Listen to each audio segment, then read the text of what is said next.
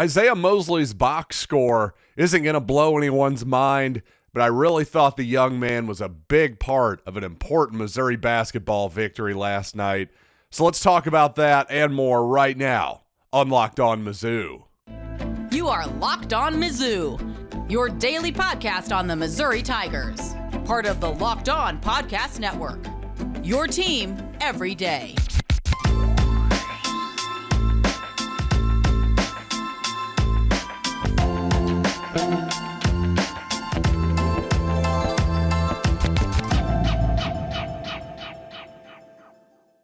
Hey, all you true sons and daughters, I'm John Miller, your Mizzou mafioso and the central scrutinizer of Missouri Tigers football and basketball. Thanks for making Locked On Mizzou your first listen, and thanks for sending a friend to LockedOnMizzou.com, where you can find the links to YouTube, Apple, Spotify, everything you can possibly imagine, and yes, even ad-free over at Amazon Music.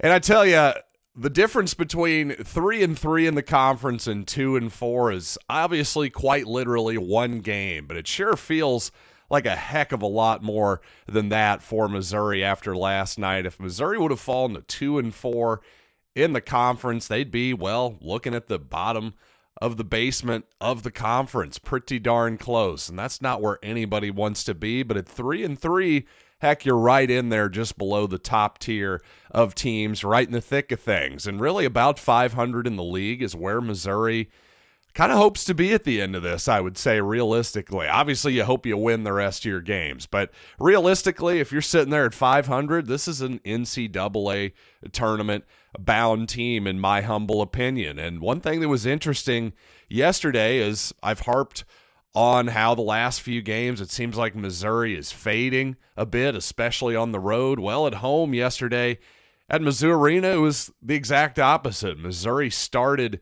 the game horribly. They started the second half very slowly as well. But in particular, man, the first 12 minutes for Missouri was about as bad as it's going to get offensively. Thankfully, Aiden Shaw and Mohamed Diarra knocked down 3 3-pointers early in that game. I don't think anybody expected to be saying that sentence, but that's exactly what happened. And I will say Diarra looked much more comfortable, I thought, in his minutes. Now, of course, in a combined 20 minutes, Shaw and Diarra managed to commit 7 fouls in the game. So somewhere, I'm sure Jeremiah Tillman is smiling at that particular statistic. So obviously, Diarra still needs to learn how to avoid fouling for sure. He's a foul machine right now, but I like the way he moves. Obviously, if he can knock down a shot from the corner, that's a big plus for sure. So be interesting to see how many minutes, if any, he gets now that Aiden Shaw is back, and of course Noah Carter, who was in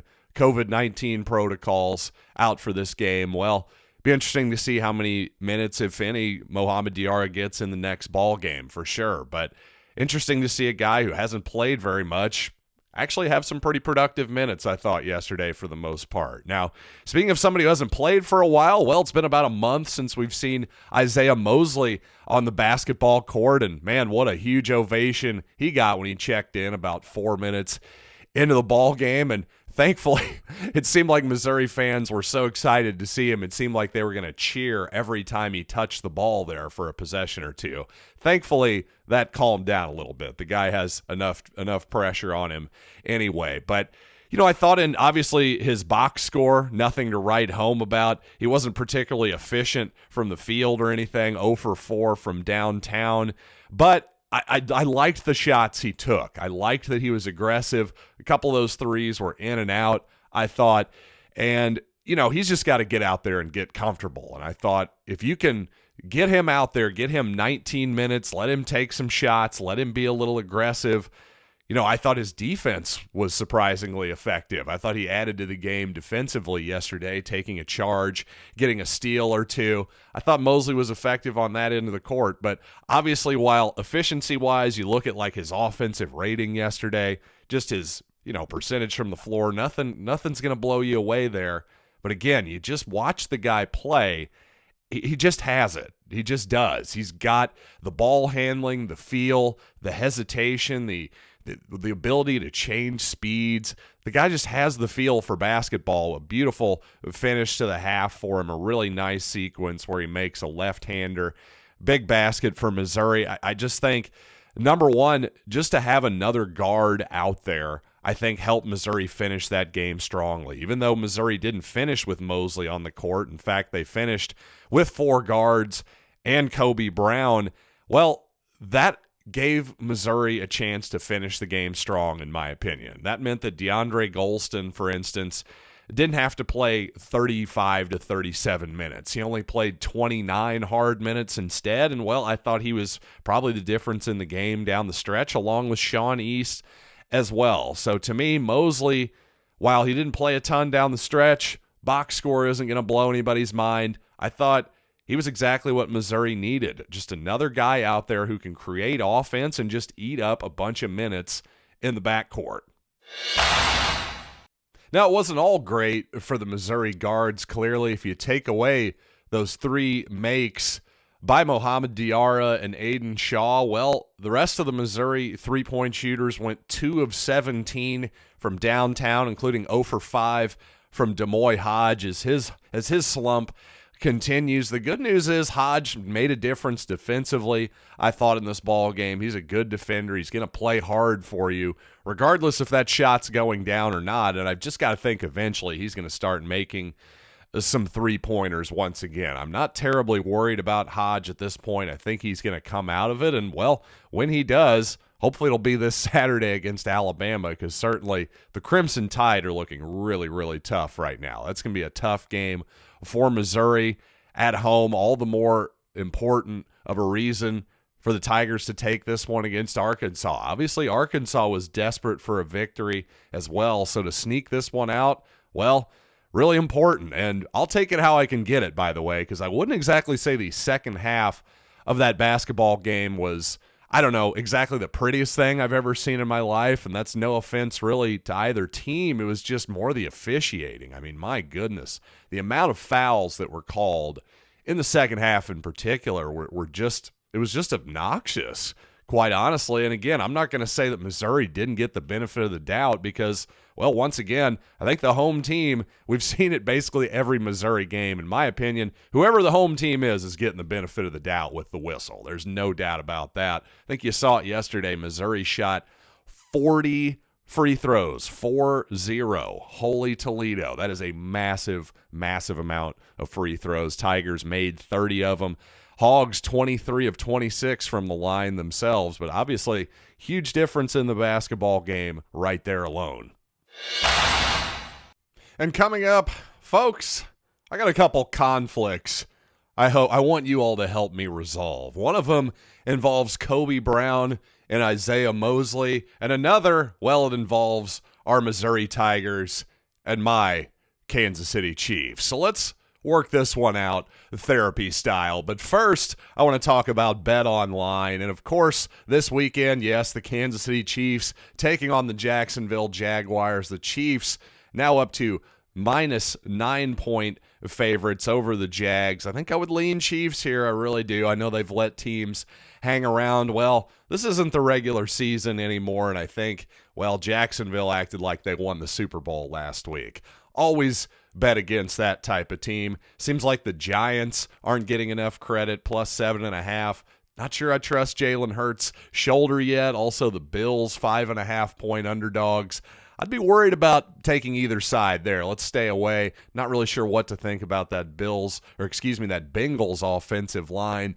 But who I do like? I like San Francisco minus 3.5 over the Cowboys. Give me that one for sure. But no matter what your takes are, find every game, basketball, football, golf, hockey, martial arts, soccer, tennis, the whole deal. Yes, you're a huge Novak Djokovic fan. I can feel it. Well, if you are, put some money down on him or whatever else you're into over at BetOnline, where the game starts.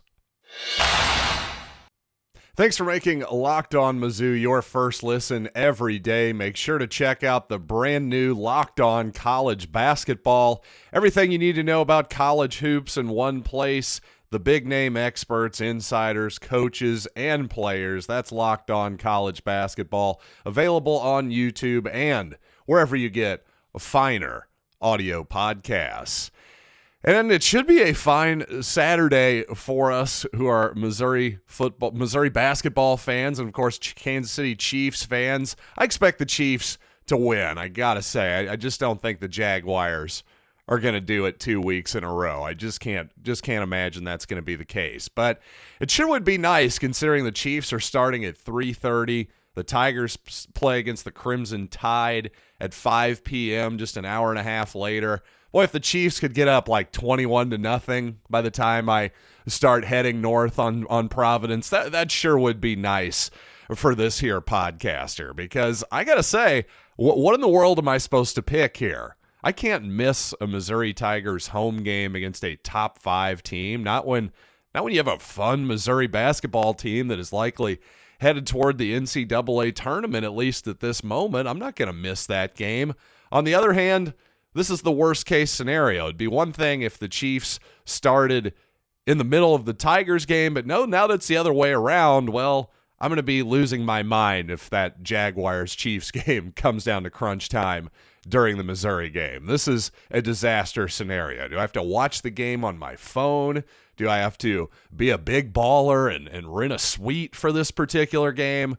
Not usually my kind of move. I'm not really a suite guy, I got to be honest. So I don't know. What should I do? You guys got to help me out at Locked On Mizzou on social media. Heck, email me too if you still do that kind of thing, lockedonmizzou@gmail.com. But the other conflict that I have been thinking about endlessly for the last few hours, because that's the kind of interesting human being that I am, is on a switch. I noticed this yesterday.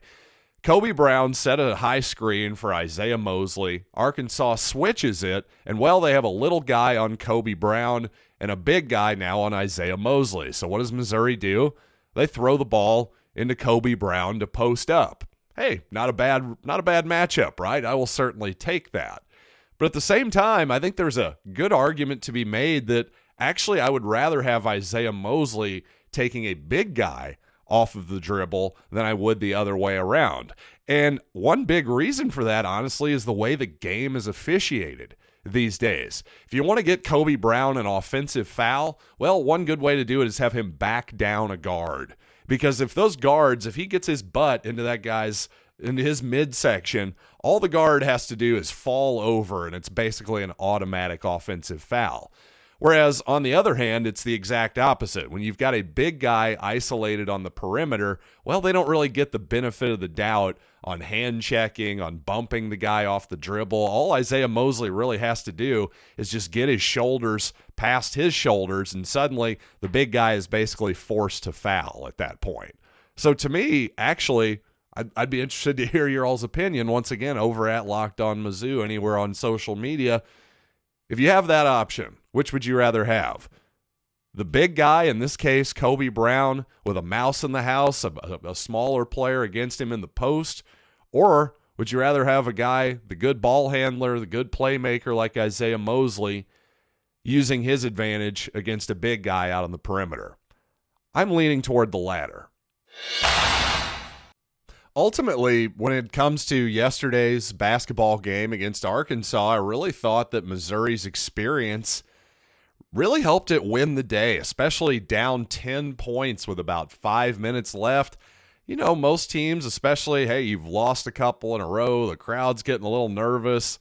You know, a lot of teams would have just folded there. But even though these guys only have, say, about a half season's worth of experience collectively together, I think their sort of collective experience playing college basketball for so many years, a lot of these guys are 4th and 5th year players. In the case of DeAndre Golston, for instance, you know, even Isiaih Mosley's a 4th year player. He hasn't played a whole lot this season, but he has a ton of experience too. I just thought that really showed at the end of the game. It really did. Arkansas plays a lot more true freshman type players than Missouri. I mean, the guys, you look at who Missouri finished the game with, it was, you know, guys with about a combined, let's say, nearly 20 years worth of college basketball experience. I mean, that matters. It really does. And coming up, you know what, in this last segment, how about some notes from my trip from Cabo, including some really important tips that I have for you. Yes, I have figured out air travel, ladies and gentlemen. Yes, this is not Tiger related, but only the diehards really listen to the last segment anyway. And damn it, it's my show. But before we get to these brilliant travel tips, I got to tell you about our friends over at Built Bar, because if you're looking for a delicious treat, but you don't want to splurge on all the fat and calories in your usual candy bar, well, then you gots to try Built Bar. I'm telling you, you want protein, you want low calories, you want low sugar. You can't do any better than this. And they are covered in 100% real chocolate, great flavors like peanut butter brownie, coconut almond, frankly, anything coconut. Tastes great to me. Those are my favorite Built Bars. And now you don't even have to wait around to get a box in the mail. For years, of course, I've been telling you about getting Built Bars at Built.com. Well, now you can get them at your local Walmart or Sam's Club as well. So that's right. Head to your nearest Walmart or Sam's Club today. Grab a big old 13-bar box with all our hit flavors. And you know what? You can thank me later. So first of all, Los Cabos, Mexico. Definitely 2 thumbs up. Gets an A. Everybody was really friendly. Beautiful weather. Gorgeous beach. The whole thing. Really enjoyed Cabo, and frankly, I just needed a few days off with my wife to hang out where we didn't have to be parents. Boy, that really recharged my batteries. So thanks to everybody who helped us out and watched our 2 beautiful daughters, and also thanks to my wife for the surprise birthday trip. That is not something I would have booked for myself, but damn it, I needed it. But you know what? Here's what you need. You need a pair of noise-canceling headphones, a good pair of noise-canceling headphones to travel with. And yes, even if you're like my wife and you basically only use them on the plane, guess what? When you're on a 3-4 hour flight or longer and you've got a nice pair of noise-canceling headphones that let you just space out, watch your movie, listen to your podcast, whatever it might be, let me tell you something, those things are worth every penny. And you might be saying, oh, that's $200 or whatever. That's too much for me. Just trust me. Get a good pair of Sonys. Get a good pair of Bose noise-canceling headphones and thank me later. But here's one thing I will thank you not to do, which is upgrade to business class. Because, damn it, I need my business class. I'm 6'7". My lanky self is just not very comfortable in a normal airplane seat. So please, business class, keep those prices high. They make you pay $70, $80, $90 sometimes for that upgrade. Well, you know what? I've never been happier to be gouged. Please keep that high. And that's on every leg of the trip, by the way. So if you have a layover, guess what? You got to pay that fee twice if you want it. And here's what they don't tell you, though, about business class. If you are like me and you do the upgrade, it's really not that much different than first class. In fact, you get all the booze you can handle. That's the big secret. Order your Tito's and water like I do. Just go for it. And you'll always get, sure, maybe occasionally you get the flight attendant who is a little bit judgmental. There's always one who likes to have fun. Just stereotype him and find the flight attendant who doesn't judge, and just occasionally just be like, hey, can I get another Tito's? They're cool. There's always one cool flight attendant. That's another great tip for all of you. And I tell you, when you get that business class and you're in the middle of the exit row, you can just stretch out. There's nobody next to you because all the cheap people around me can't pay for the upgrade. Let me tell you, I might as well be the Sultan of Brunei or Mohammed bin Salman. I might as well be MBS at that point. That's the level of wealth and true privilege that I feel. Being able to curl up into a ball and take a nap in the world's most uncomfortable bed, well, somehow in an airplane, it feels like true privilege. So, again, I will thank all of you to stay out of business class, unless you're above, say, 6'4" or so. Then I will welcome you. All right, that'll do it for this edition of Locked On Mizzou. Thanks, as always, for making Locked On Mizzou your first listen. Now, for your second listen, check out Locked On College Basketball. Andy Patton and Isaac Shade bring you everything you need to know on and off the court. Plus, hear from big name experts, coaches, and players throughout the college basketball landscape. That's Locked On College Basketball, available on YouTube and wherever you get podcasts. So, until next time, I'm John Miller, and thanks for listening to Locked On Mizzou.